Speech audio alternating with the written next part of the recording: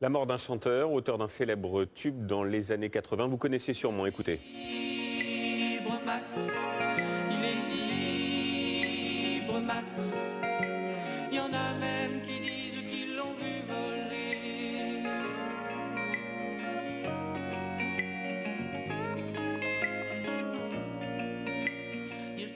Voilà, il est libre Max, chantait Hervé Christiani. Le musicien est donc décédé. Il avait 66 ans. Il était l'auteur d'une dizaine d'albums, dont cette inoubliable chanson. Mais la statue de marbre lui sourit dans la cour. Il est libre Max, il est libre. Le cinéma est plus qu'un film, c'est une redoutable machine commerciale. Le rouleau compresseur Transformers débarque en salle aujourd'hui. C'est le 4e épisode de la série. Le film d'action ne lésine pas sur les effets spéciaux. Une super production qui est aussi une poule aux œufs d'or pour Hollywood. Pourquoi ? Voici la réponse. Marie Jojoin avec Bruno Giraudon. Lilian, 2 ans, découvre le Transformer, une petite voiture qui devient robot. Tout est parti de ce jouet créé au Japon il y a 30 ans. Après tout ce que nous avons fait, les humains nous traquent.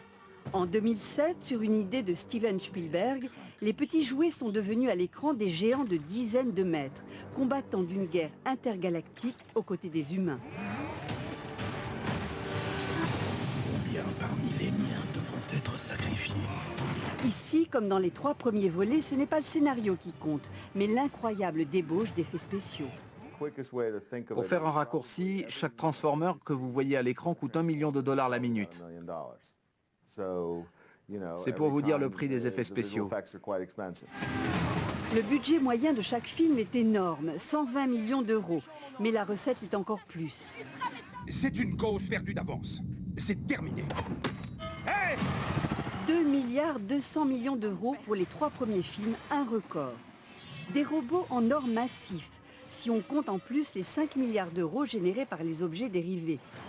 BD, jeux vidéo, séries télé, gadgets, vêtements, jouets. Entre 2007 et 2014, on a vendu en France 6 500 000 jouets.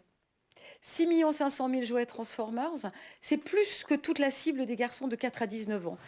Les Transformers sont partout, même dans un clip pour la sécurité routière.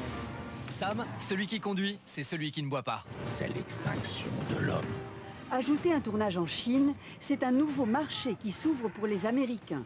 Sorti à Hong Kong, le film bat déjà tous les records au box-office chinois. Voilà, ça déménage. C'est à découvrir dans les salles aujourd'hui donc.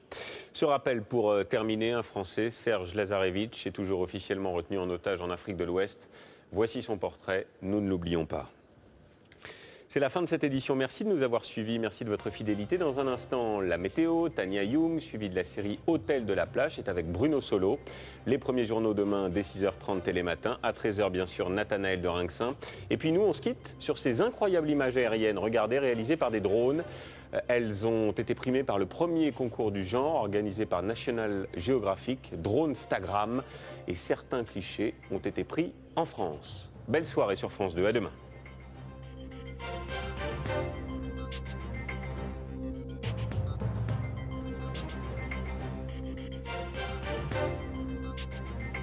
Toute l'info en continu sur le site et l'application France TV Info.